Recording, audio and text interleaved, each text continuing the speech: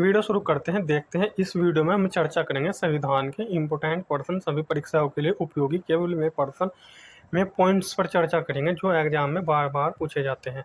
शुरू करते हैं, देखते हैं कुछ महत्वपूर्ण संशोधन। 42वां संविधान संशोधन कब हुआ? 1976 में। 42वां संविधान संशोधन किस सन में हुआ था? तो ये हुआ था 1976 में। यदि प्रश्न इस प्रकार है, मिनी या लघु संविधान किस संविधान संशोधन को कहा जाता है? तो 42वें संविधान संशोधन को मिनी लघु संविधान संशोधन के नाम से जाना जाता है। तो समाजवादी, पंथ निरपेक्ष, धर्म निरपेक्ष बोलते हैं और अखंडता शब्द, ये किस संविधान संशोधन द्वारा जोड़े गए? प्रश्न इस प्रकार आता है। प्रस्तावना में जोड़े गए शब्द थे ये 42वें संविधान संशोधन में, यानी 42वें संविधान संशोधन के द्वारा जोड़े गए। अब देखते हैं 44वां संविधान संशोधन किस सन में? 1978 में। संपत्ति के अधिकार को मौलिक अधिकारों द्वारा हटाया गया। तो यह प्रश्न होगा किस संविधान संशोधन द्वारा हटाया गया? तो 44वें संविधान संशोधन के द्वारा संपत्ति के अधिकार को मौलिक अधिकारों से हटाया गया। मूल संविधान में सात मौलिक अधिकार थे, वर्तमान में 6 मौलिक अधिकार है। जो संपत्ति का अधिकार था, अब वो अनुच्छेद 300 का या 301 के अंतर्गत कानूनी अधिकार बन गया। यानी जो संपत्ति का अधिकार था, अब वो कौन सा अधिकार बन गया है? कानूनी अधिकार बन गया है। उसको हम साफ करके आगे बढ़ते हैं।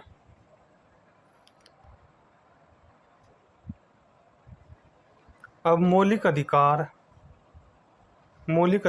या मौलिक अधिकारों को मूल अधिकार कहते हैं। मौलिक अधिकार भाग 3 में आते हैं, अनुच्छेद 12 से 35 तक। तो यदि ये पूछा जाए प्रश्न में, ये प्रश्न आ जाए कि मौलिक अधिकारों किस देश से लिया गया, तो संयुक्त राज्य अमेरिका से लिया गया है। भाग 3 को भारत का अधिकार पत्र या मैग्ना कार्टा कहा जाता है। इम्पोर्टेंट मौलिक अधिकारों में संशोधन हो सकता है। तो प्रश्न इस प्रकार पूछ सकता है कि क्या मौलिक अधिकारों में संशोधन हो सकता है? तो मौलिक अधिकारों में संशोधन हो सकता है राष्ट्रीय आपात के दौरान। यानी राष्ट्रीय आपात आर्टिकल 356 के तहत क्या होता है? इसमें जीवन और व्यक्तिगत स्वतंत्रता को छोड़कर अन्य मौलिक अधिकारों को स्थगित किया जा सकता है। आर्टिकल 356 के अंतर्गत कौन सा आपातकाल लगाया जाता है? राष्ट्रीय आपात। तो इसमें मौलिक अधिकारों को क्या किया जा सकता है? स्थगित किया जा सकता है। केवल कौन सा बनते हैं? जीवन, केवल यह बचता है, जीवन और व्यक्तिगत स्वतंत्रता को छोड़कर अन्य सभी मौलिक अधिकारों को स्थगित किया जा सकता है। आगे बढ़ते हैं, देखते हैं।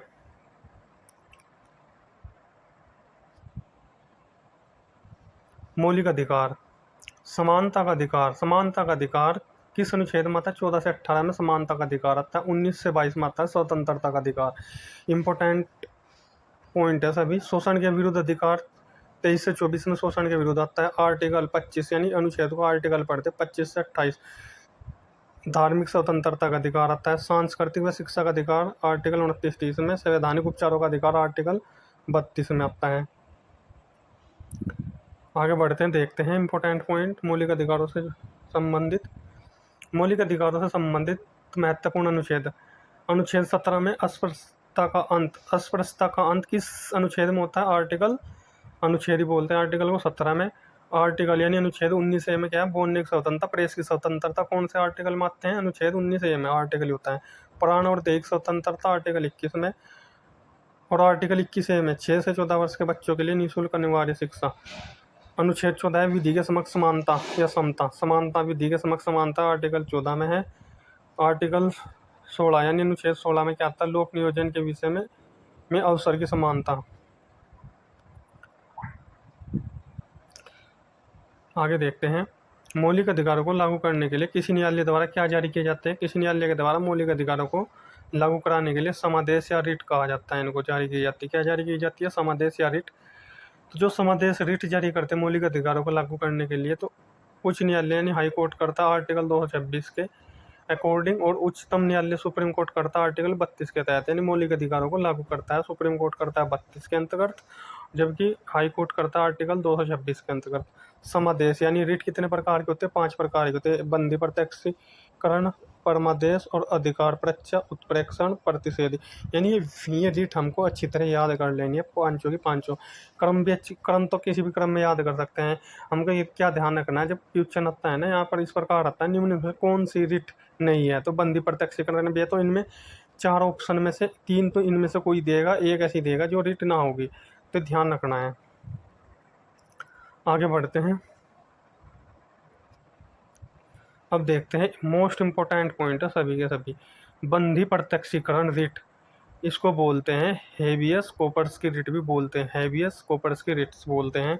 बंधी प्रत्यक्षीकरण यानी ये एग्जाम में प्रश्न इस प्रकार आता है कि हेबियस कॉर्पस की रिट कहलाती है। तो जैसे यहाँ पर ये 5 ऑप्शन है, तो इनमें से 4 ऑप्शन देगा, ये 5 रिट्स हैं, इनमें से 4 ऑप्शन देगा। तो हेबियस की कॉर्पस की रिट कौन होती, किसका दूसरा नाम है बंधी प्रत्यक्षीकरण के। तो यहाँ पर इस प्रकार ध्यान रखना है। अब देखते हैं बंधी प्रत्यक्षीकरण का अर्थ क्या है। सह शरीर प्रस्तुत करो। कब जारी की जाती है, जब दोषपूर्ण पुलिस नज़रबंदी या अवैध रूप से कैद करने पर, जब किसी को अवैध रूप से कैद कर लिया जाता है या दोषपूर्ण पुलिस नज़रबंदी के तहत इसको जारी किया जाता है मौलिक अधिकारों का उल्लंघन होने पर। यह रिट व्यक्तिगत स्वतंत्रता का बुल्क वर्क है। बुल्क वर्क यानी कौन सी रिट व्यक्तिगत स्वतंत्रता का बुल्क वर्क है। तो ये ध्यान रखना है हमें। बंधी प्रत्यक्षीकरण सरकारी और गैर सरकारी दोनों प्रकार के व्यक्ति के लिए जारी की जाती है। ये जो रिट नंबर 1 है बंधी प्रत्यक्षीकरण, सरकारी हो या गैर सरकारी, दोनों प्रकार के व्यक्ति के लिए जारी की जाती है। अब देखते हैं परमादेश मैंडेमस, यानी जो परमादेश रिट है इसको बोलते हैं मैंडेमस की रिट। तो अर्थ होता है हम आदेश देते हैं। इसमें क्या है, हम आदेश देते हैं। यह तब जारी किया जाता है जब सार्वजनिक अधिकारी अपने कर्तव्यों का निर्वहन नहीं करता है। यानी जब सार्वजनिक अधिकारी अपने कर्तव्य का निर्वहन नहीं करता तो तब क्या करते हैं, हम परमादेश देते हैं मैंडेमस की रिट। परमादेश रिट जारी नहीं किया जा सकता तो जो परमादेश रिट जारी नहीं किया जा सकता, कब जारी नहीं किया जा सकता, निजी व्यक्ति या इकाई के विरुद्ध भारत के राष्ट्रपति के, राज्य के राज्यपाल, गैर संवैधानिक विभाग, उच्चतम न्यायालय के मुख्य न्यायाधीश जो न्यायिक क्षमता में कार्यरत हैं। तो इनके यानी जो परमादेश रिट है किन व्यक्तियों के लिए जारी नहीं की जाती, यहाँ पर दिए गए 5 ऑप्शन, इनके लिए जारी नहीं किया जाता परमादेश रिट। अब आगे बढ़ते हैं, देखते हैं मोस्ट इम्पोर्टेंट पॉइंट है। अब पढ़ते हैं हम राज्य मौलिक अधिकार पूरा कर चुके हैं। अब देखते हैं राज्य के नीति निर्देशक तत्वों को ही बोलते हैं सिद्धांत। भाग 4 में आते हैं, आर्टिकल 36 से 51 तक आते हैं। किस देश से लिए गए, मोस्ट इम्पोर्टेंट है आयरलैंड से लिए गए हैं। इनको न्यायालय द्वारा लागू नहीं किया जा सकता, न्यायालय या कानून रूप से लागू नहीं किया जा सकता। जैसे मौलिक अधिकार रहते हैं उनको क्या किया जा सकता है, यानी न्यायालय द्वारा लागू किया जा सकता है, जबकि नीति निर्देशक तत्वों को न्यायालय द्वारा लागू नहीं किया जा सकता, यानी से संवैधानिक शक्ति प्राप्त नहीं है। जो नीति निर्देशक तत्व है ये न्यायालय द्वारा लागू नहीं किया जाता इनको। आगे पढ़ते हैं, नीति निर्देशक तत्व भाग 4 में आते हैं। इनका कार्य क्या है, सामाजिक आर्थिक लोकतंत्र को बढ़ावा देना, यानी सामाजिक व आर्थिक लोकतंत्र को बढ़ावा देना। इसके अंतर्गत आते हैं नीति निर्देशक तत्व के आते हैं, मौलिक अधिकार के आते हैं, मौलिक कर्तव्यों के आते हैं। तो ये हमको ध्यान रखना है कि सामाजिक व आर्थिक लोकतंत्र को बढ़ावा देना है नीति निर्देशक तत्व। आर्टिकल अनुच्छेद में भी ये बात लिखी हुई है कि सामाजिक और आर्थिक लोकतंत्र को बढ़ावा देना किस अनुच्छेद का आता है, आर्टिकल 38। उद्देश्य क्या है, भारत में कल्याणकारी राज्य की स्थापना करना। किसका उद्देश्य है, मोस्ट इम्पोर्टेंट है, भारत में कल्याणकारी राज्य की स्थापना करना किसका उद्देश्य है, ये उद्देश्य है नीति निर्देशक तत्वों का। और ये आर्टिकल 39 अनुच्छेद 39 में आता है। समान काम के लिए समान वेतन अंग है। समान काम के लिए समान वेतन किसका अंग है, राज्य के जो नीति निर्देशक तत्व है उसका अंग है। अनुच्छेद 50 में क्या, कार्यपालिका